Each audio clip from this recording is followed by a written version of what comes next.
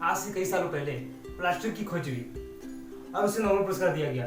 लेकिन एक आज का समय है जहाँ पे चारों तरफ प्लास्टिक का कचरा फैला हुआ है।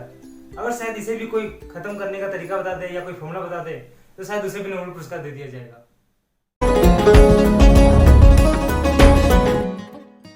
नमस्कार दोस्तों, मेरा नाम है सूरज कुमार मोदी। आपका स्वागत है हमारे यूट्यूब चैनल सूरज टॉक में। दोस्तों, बड़ा जरूरी टॉपिक है जो मैं आपके सामने ला रहा हूँ, वो है प्लास्टिक कचरे से रिलेटेड।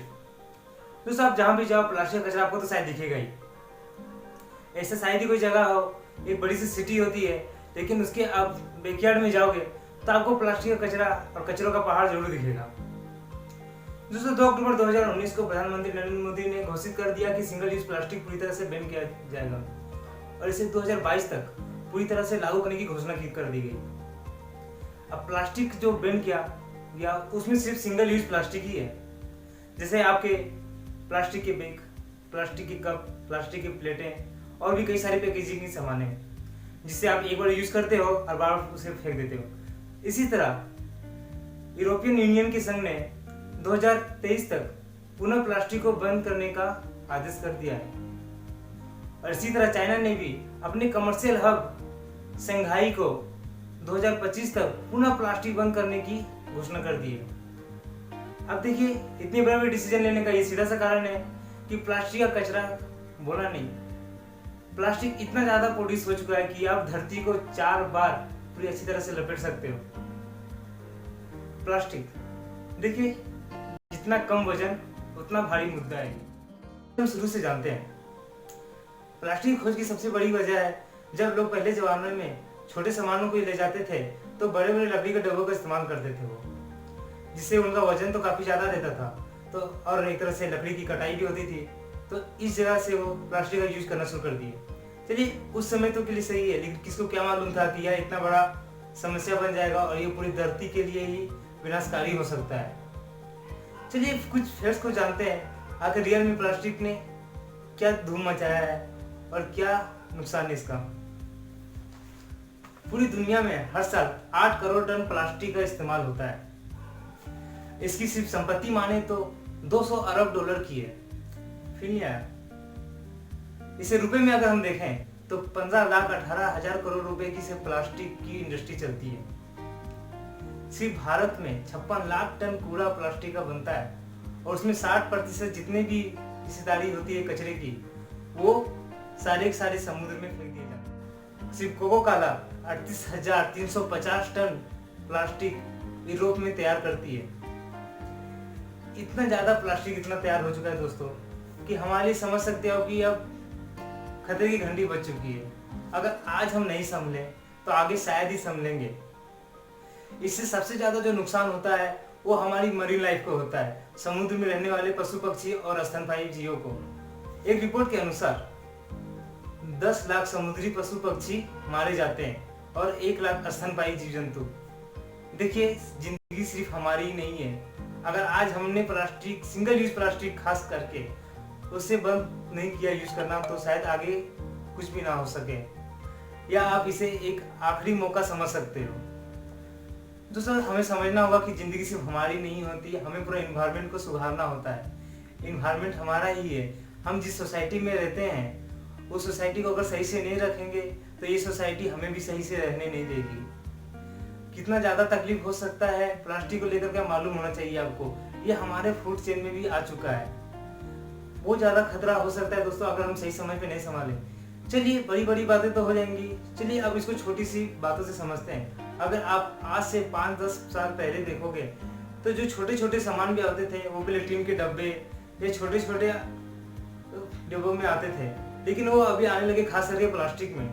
अब इसे एक छोटे से एग्जाम्पल समझो। अब साबुन जो टिक्कियाँ खरीदते थे पहले, वो पहले कागज के रेपर में आती थी, लेकिन वो अभी प्लास्टिक के रेपर में आती है। इसी तरह तेल पहले जो डब्बों में आती थी, टिन में आती थी, वो अभी सब उनकी पैकेटें आने लगी है। लोगों की एक तरह से आदत पूरी तरह से बिगड़ चुकी है।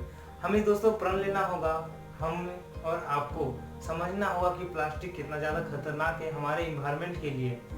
प्लास्टिक को जला नहीं सकते, 1000 साल तक यह इसे ही रहता है, इसे डिकम्पोज नहीं किया जाता। आप सिर्फ लैंडफिल कराने से कुछ होगा नहीं। आप गड्ढों खोद करके प्लास्टिक सोचोगे कि उसमें भर देंगे और वह सब काम खत्म हो जाएगा, ऐसा नहीं होता। हमारा प्लास्टिक से हमारी मिट्टी भी प्रदूषित हो सकती है। प्लास्टिक को समझना होगा कि 1000 वर्ष भी अगर कम है इसको, लेकिन कभी खत्म नहीं किया जा सकता। जितना भी प्लास्टिक तैयार किया जाता है उसमें सिर्फ 5% ही रिसाइकेबल हो पाती है और 95% पूरे कचरे का रूप ले लेती है। तो अभी आपको समझना होगा कि कितने सारे लोग हैं।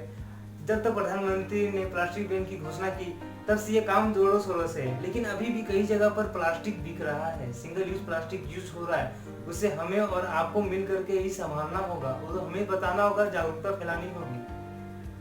हमें समझना होगा कि आज अगर प्लास्टिक बंद नहीं किए तो आगे जाके हमें कितना ज्यादा नुकसान पहुंच सकता है। देखिए, ये कोरोना वायरस का माहौल अभी है, कुछ समय के बाद ये चला जाएगा, धरती में लोग रहेंगे, लेकिन जो समस्या होगी वो हमारे इन्वायरमेंट से रिलेटेड ही होगी।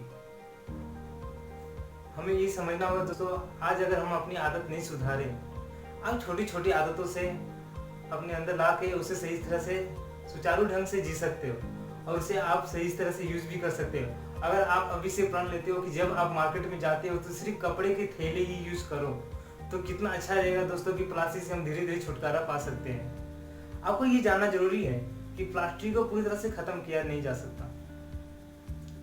अभी जितने भी सामानें आती हैं, बहुत सारे हैं जो प्लास्टिक में आती है, लेकिन जो सिंगल यूज प्लास्टिक है उसे हम अपनी तरह से कंट्रोल करके खत्म कर सकते हैं, उसे रोक सकते हैं। दोस्तों, आखिर प्लास्टिक में ऐसा होता क्या है? देखिए, प्लास्टिक है वो खुद में एक केमिकल है। वो hydrogen, chlorine, carbon dioxide, oxygen और ऐसे ही कई सारी गैसों से मिलकर बना होता है। अगर आप इसे जलाओ तो फिर से ये केमिकल का रूप ले लेती है, गैस का रूप ले लेती है। तो जलाने से कोई फायदा नहीं होता है, इससे दुर्गंध ही फैलती है और एक तरह से गैस उत्पन्न होती है जो एक तरह से जानलेवा हो सकता है। हाल ही फिलहाल कुछ दिन पहले स्टाइरिन गैस का रिसाव हुआ तमिलनाडु में, इससे कई ज्यादा लोगों को नुकसान हुआ। चलिए, ये उतना ज्यादा नुकसान नहीं पहुंचा जितना कि भोपाल गैस त्रासदी में लोगों को पहुंचाना पड़ा था, लेकिन फिर भी दोस्तों ये एक तरह से लापरवाही है। आप इसे कह सकते हो कि कोई चीज की आदत जब लोगों को हो जाती है तो वो कितना ज्यादा नुकसान हो सकता है। एक तरह से आप समझ लो ना, हमारी आदत सी हो गई है, हम हैं, आप है और जितने भी देश के लोग हैं या फिर साधारण से नॉर्मल लोग हैं, उनकी एक आदत हो गई है कि ना हमें घर से कपड़े का फेंक नहीं ले जाना, हमें प्लास्टिक ही यूज करना है। वीडियो बनाने का मकसद भी सिर्फ यही था कि मेरा नीच भी यही है। एक्चुअली में मेरा नीच यही है कि मेरी वीडियो में आपको जितने भी इन्वायरमेंटल बिजनेस से रिलेटेड पूरा चार्ट मिलता रहे, बिजनेस टिप्स मिलते रहे, एजुकेशन से रिलेटेड वीडियो, फिर आपको बहुत से इंटरेस्टिंग और नॉलेजेबल वीडियो आपको मिलते रहे।